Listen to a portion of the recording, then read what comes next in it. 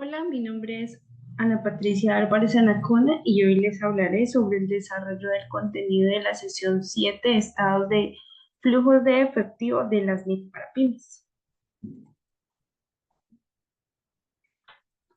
Dentro de la introducción, la sesión de NIC para pymes nos habla y se centra más que todo en los requisitos para la presentación del estado de flujos de efectivo. Cabe resaltar que este estado hace parte del conjunto completo de los estados financieros, pues cuyos requerimientos se establecen en la sesión 3 y en las sesiones de la 4 a la 8, donde se detallan la presentación de cada uno de ellos. El alcance de esta sesión, pues, es establecer información a incluir en un estado de flujos de efectivo y cómo presentarlo. Entonces, tenemos que el estado de flujos de efectivo, pues es el que nos proporciona información sobre los cambios en el efectivo y equivalentes al efectivo durante el periodo en el que se está informando. También mostrando los cambios que se presentan y que proceden por actividades de operación, actividades de inversión y actividades de financiación. La sesión nos habla sobre la definición de equivalentes al efectivo. Los equivalentes al efectivo son inversiones a corto plazo de alta liquidez que se mantienen para cumplir con compromisos de pago a corto plazo que tiene la entidad, más que para propósitos de inversión u otros requerimientos, es para cubrir con las obligaciones que tiene la entidad. Esta sesión también nos habla sobre los sobregiros bancarios. Los sobregiros bancarios generalmente son tratados como financiaciones. La sesión nos dice que estos también se pueden considerar parte del efectivo. Se consideran parte del efectivo si estos son reembolsables y forman parte esencial de la gestión del efectivo de la entidad. Si cumple con este objetivo, pues también se considerarán parte de equivalentes al efectivo. Información a presentar en el estado de flujos de efectivo. Una entidad presentará un estado de flujos de efectivo que muestre los flujos de efectivo que se hayan generado durante el periodo sobre el que se informa. Entonces tenemos que la clasificación se presentará por actividades de operación, actividades de inversión y actividades de financiación. Entonces, la entidad deberá presentar sus estados de flujos de efectivo por separado como por actividades. En primer lugar, tenemos las actividades de operación. ¿Qué son las actividades de operación? Estas son las actividades que constituyen la principal fuente de ingresos de las actividades ordinarias de la entidad.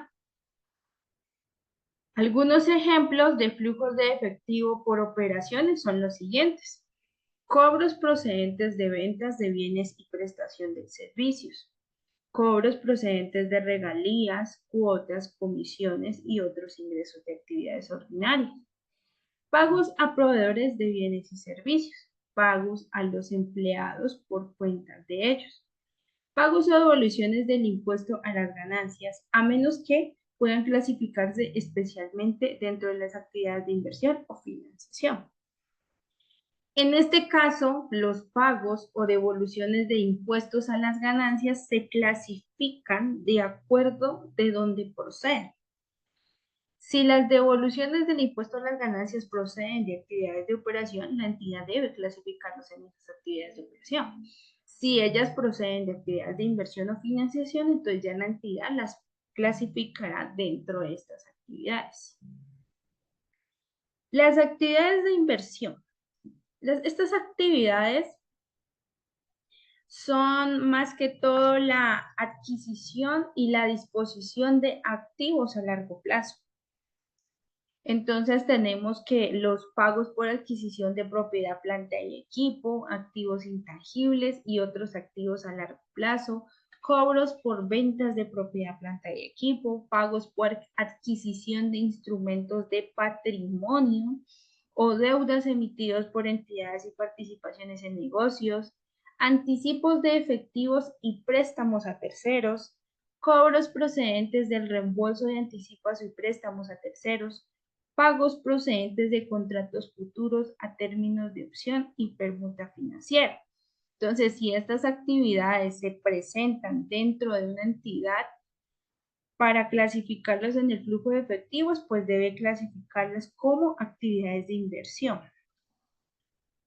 Tenemos las actividades de financiación. Entonces, las actividades de financiación son las que dan lugar al cambio en el tamaño y la composición de los capitales aportados y también a los préstamos tomados de la entidad.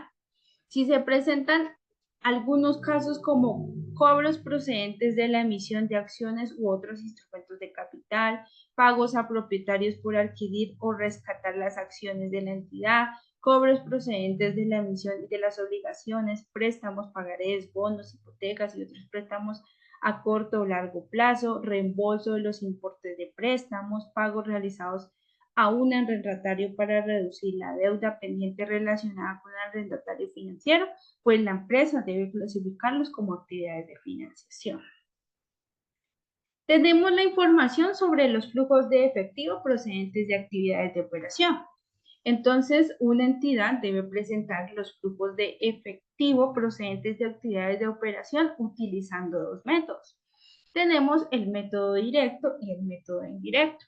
El método directo, más que todo, son cobros y pagos, entradas o salidas de dinero. Entonces, eso es el método directo. El método indirecto ya nos habla sobre unos ajustes y sobre unos resultados contables netos que se proporcionarán más adelante. Tenemos el método indirecto. ¿Qué es el método indirecto? El método indirecto se comienza con el resultado neto de la entidad. Entonces, hablamos más que todo de la utilidad neta. Si estamos hablando de utilidad, pues hablaremos de ganancias, estamos hablando pues o de pérdidas, digámoslo así también, que se generaron durante el periodo. Luego se ajusta este resultado para llegar al flujo de efectivos generado por las actividades de operación. Algunos ajustes principales incluyen los cambios durante el periodo en los inventarios y en los derechos por cobrar y obligaciones por pagar de las actividades de operación, las partidas sin reflejo en el efectivo, cualesquiera otras partidas cuyos efectos monetarios se relacionen con inversión o financiación. Si ocurrieron algunos ajustes que se están mencionando, entonces estos irán en parte de las actividades de operación como el método directo. El método directo. El método directo es el flujo de efectivos neto de las actividades de operación. Entonces, este método directo se enfoca en mostrar los principales cobros y pagos que la empresa realizó durante el periodo. Eso es lo que me quiere decir. Y pues estamos hablando de los registros contables de la entidad, ajustando las ventas y el costo de ventas y otras partidas en el estado de resultados integral. Entonces es así como debe de presentarse el estado de actividades por operación, método directo, método indirecto, de acuerdo a las transacciones que se hayan realizado dentro de esa organización. Tenemos la información a presentar sobre el flujo de efectivos de actividades de inversión y actividades de financiación. Entonces, ¿qué me dice la sesión? Me dice que una entidad deberá presentar por separado las principales categorías de cobro de pagos brutos procedentes de actividades de inversión y actividades de financiación. Entonces, aquí tenemos un claro ejemplo cómo se debe presentar en el estado de flujos de efectivo las actividades por separado. Aquí pueden ver actividades de inversión y actividades de financiación, cómo se vienen presentando. La sesión también nos habla o nos menciona los flujos de efectivo de moneda extranjera. extranjero. Entonces, ¿qué me dice la cesión? ¿Qué requiere la cesión? Digámoslo así.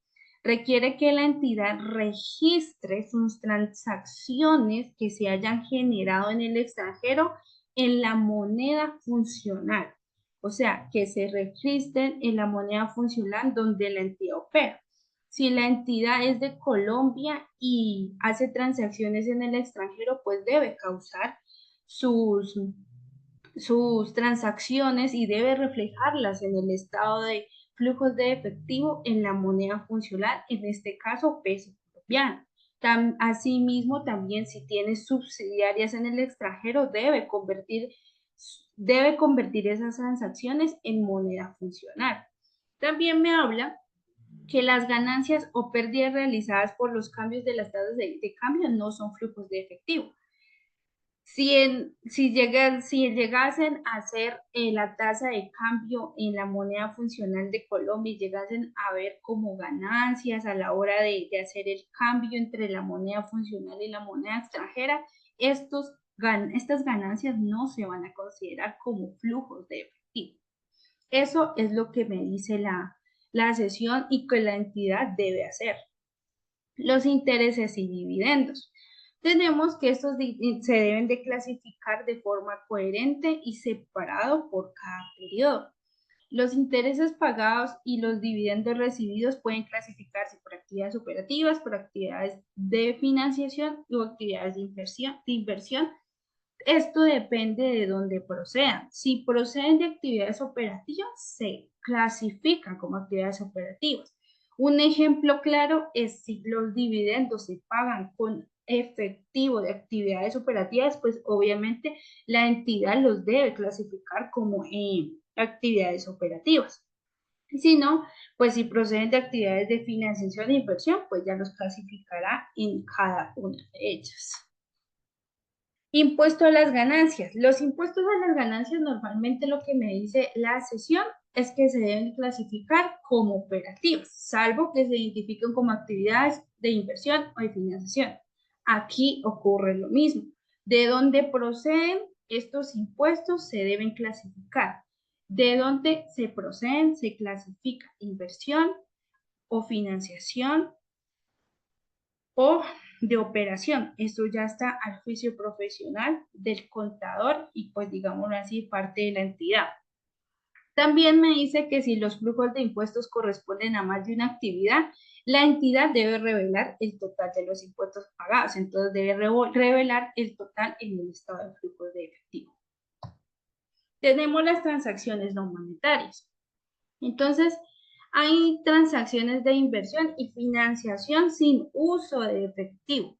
Entonces, cuando no se requiere de efectivo, lo que hace es, lo que me dice la sesión es que en el estado de flujos de efectivo se excluye. No se van a presentar en el estado de flujos de efectivo, sino que se deben revelar en los estados financieros. Se deben de presentar en las notas contables. Algunos ejemplos de ellas tenemos la adquisición de activos con pasivos, tenemos ampliaciones de capital y tenemos la conversión de deuda y patrimonio. Componentes del efectivo equivalentes al efectivo.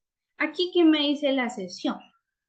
La sesión me dice que si los importes del efectivo equivalente al efectivo no coinciden con el estado de flujos de efectivo, con el estado de situación financiera, entonces se debe conciliar. Si no coinciden, si coinciden, normal, no se hace conciliación.